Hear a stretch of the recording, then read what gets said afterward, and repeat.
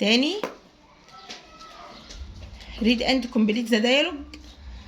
اقرأ وأكمل المحادثة. عندنا هيد ماسترز يعني مدير، وتوايس يعني مرتين، وفلور يعني طابق أو دور، وأوفيس يعني مكتب، وأوفن يعني هنا هنترجمها معها وأوفن كبعدد المرات. حنان بتقول لندى، حنان اند ندى are talking about their school library. حنان وندى بيتكلموا عن مكتبة المدرسة بتاعتهم، يعني مكتبة مدرستهم. حنان بتقول لندى ايه؟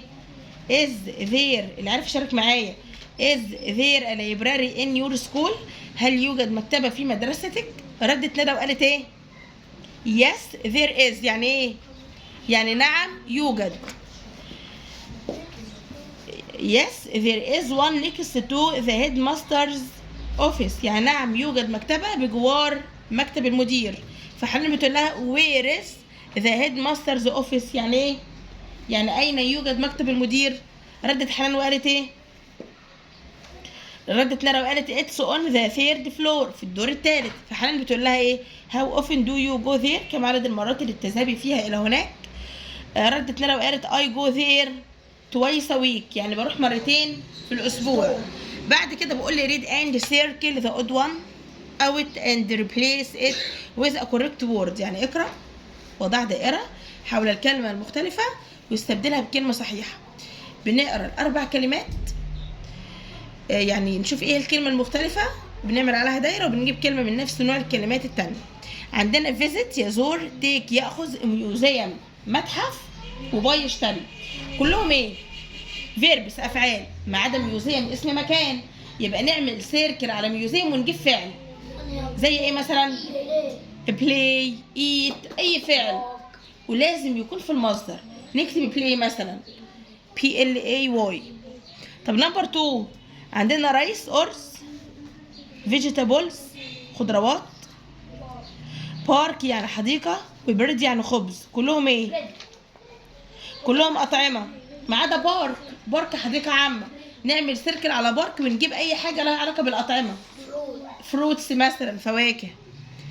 نمبر 3 عندنا سالوت يحيي فعل طبعا، ساينس علوم، سوشيال ستاديز دراسات اجتماعية، ريليجن تربية دينية. كلهم مواد ما عدا ايه؟ سالوت. نعمل عليها سيركل ونكتب ماث او انجلش اي مادة، بس غير الثلاث مواد الموجودين عندنا. نمبر 4 كات، دوج، بول، فوكس. كلهم ايه؟ انيمالز ما عدا بول. نعمل سيركل على بول ونكتب ايه؟ لاين مثلا اسد، LION. نمبر 5 انجلش، ارابيك، ماث، هوم. هوم مختلفة كلهم مواد، نعمل سيركل عليهم ونكتب ايه؟ سوشيال ستادز. نجيب اي مادة من اللي فوق عادي ونكتبها. طيب بعد كده تشوز كوريكت انسر او تشوز ذا رايت انسر فروم A B C or D. يلا كده مين اللي عارف؟ نمبر 1 يلا يا رودينا. ذا بيرد الطائر، very نقط feathers، ها colorful feathers يعني الطائر لديه ريش ملون جدا. الطائر لديه ريش ملون جدا. ريد، بلو اند يلو، الريش بتاعه بيبقى لونه احمر وازرق واصفر، يبقى colorful. يلا نمبر 2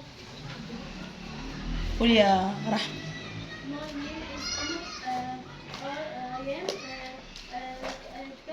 كولد اسم عمر، انا ادعى عمر، يبقى كولد تدي نفس الميننج، يعني انا اسمى او طبعا كول بمعنى اسمى او يدعى يعني، يبقى كولد. نمبر 3 قول يا محمد. ايه النقط كلاس في حصه ايه؟ وي ران اند بلاي سبورتس، بنجري وبنلعب العاب رياضيه. حصه اللي بنعمل فيها كده البي اي اللي هي فيزيكال اديوكيشن، التربيه البدنيه، اللي انتوا بتقولوا عليها العاب، التربيه البدنيه. يلا نمبر 4 قول يا يوسف. هارفست ده كروبس، يعني المزارعين بيحصدوا الايه؟ كروبس يعني ايه؟ محاصيل. تمام. نمبر 5 ها عايزين حد يشارك معانا. مين تاني؟ يلا يا نادين. يعني بعد المطر ذا كلوز الملابس needed to محتاجة ان هي ايه in the sun dry تنشف يعني في الشمس. نمبر 6 يلا يا ياسين. كوفي مش كوفيز. اي دونت برافو دي مضارع بسيط منفي. الاي بتاخد ايه في النفي؟ دونت. اي دونت درينك كوفي انا لا اشرب قهوه. يلا يلا يا حسين. ايوه where do you work where do you work ليه work؟ مين شاطر وفاهم يقول لي ليه work؟ ها مين شاطر؟ ليه ما خدناش works؟ ليه ما خدناش working؟ علشان ده سؤال في زمن المضارع البسيط، واحنا قلنا في السؤال لازم الفيرب يبقى في المصدر بدون اي اضافات. يلا نمبر 8 مين؟ عايزين حد كده يشارك معانا يا مصطفى. يا مصطفى حط عينك في الكتاب. نمبر كام؟ 8 نمبر 8 اسمها رقم 8 نمبر 8. يلا يا يوسف. بيردس الطيور بيردس عادة ايه ان ذا مورنينج الطيور عادة تغرد يبقى ايه؟ سنج. طب ليه هنا اخترنا سنج؟ برافو لان بيردس جمع واحنا يا امنيه في المضارع البسيط قلنا مع الجمع الفعل بيجي فين؟ في المصدر. تمام كده. يلا يا محمد. It rains a lot in winter الجو بيمطر كثيرا في فصل الشتاء. يلا يا مصطفى. The children love ice cream الأطفال يحبوا الآيس كريم. ليه اخترنا love؟ علشان دي جملة في زمن المضارع البسيط والأطفال اسم جمع واحنا قلنا مع الأسماء الجمع الفعل بيجي في المصدر بدون أي إضافات يبقى love. يلا نشوف الباسج. طيب يلا نشوف القطعة. Read the text and answer the following questions. اقرأ نص واجب عن الأسئلة. يمنى ركز مع بعض. يمنى lives with her family in محلة يعني يمنى بتعيش مع أسرتها في المحلة. she is in محلة بريب سكول هي في المدرسة الإعدادية مدرسة المحلة الإعدادية. يمنى always يمنى دائما gets high marks بتحصل على درجات ايه؟ مرتفعة. in all subjects في كل ايه؟ المواد. all يعني جميع أو كل. her father is a doctor باباها ايه؟ دكتور. المحلة هوسبيتال في مستشفى المحلة. her mother is a housewife يعني ايه housewife؟ الكلمة ديت نحط تحتها خط كده وهنكتب معناها ربة منزل وهتتكتب في الكراسة وتنحفظ. أي كلمة بتمر عليكم مش خدتوها قبل كده تكتبوها وتحفظوها. housewife يعني ربة منزل يعني ايه؟ يعني ايه بتعمل شغل البيت. تمام؟ ربة منزل يعني. she cleans the house بتنظف المنزل. she always stays in the kitchen هي دائما بتبقى موجودة في المطبخ يعني. all day طوال اليوم. she cooks the food بتطهو الطعام for her family للعائلة بتاعتها. and washes the dishes وبتغسل الأطباق. يمنى has got one brother يمنى عندها أخ واحد ولد واحد and one sister وأخت واحدة. her brother is 29 years old أخوها عنده كام سنة؟ 29 سنة. he is a doctor أخوها إيه؟ دكتور. in the same hospital with his father في نفس المستشفى اللي بيعمل فيه مين؟ باباه يعني هو شغال في نفس المستشفى بتاعت باباه. answer the following questions أجب عن الأسئلة الآتية. why is يمنى a good student ليه يمنى طالبة جيدة؟ ها هنقول ايه؟ because she always gets high marks in all subjects. هنكتب احنا because الأول يبقى نمبر 1 because she always gets high marks in all subjects يبقى دي كده إجابة نمبر 1. طب نمبر 2 مين يقرأ السؤال ويترجم السؤال؟ ما احنا لازم نبقى عارفين السؤال معناه ايه علشان نستخرج الإجابة. where does يمنى brother work يعني ايه؟ أين يعمل أخو يمنى. where يعني أين بتسأل عن المكان هنختار ايه؟ in the same hospital with his father برافو يعني في نفس المستشفى بتاعت بابا مع أبوه يعني. نمبر 3 what does a doctor do الدكتور بيعمل ايه؟ ايه شغل الدكتور؟ ايه شغل الدكاترة؟ بيعملوا ايه؟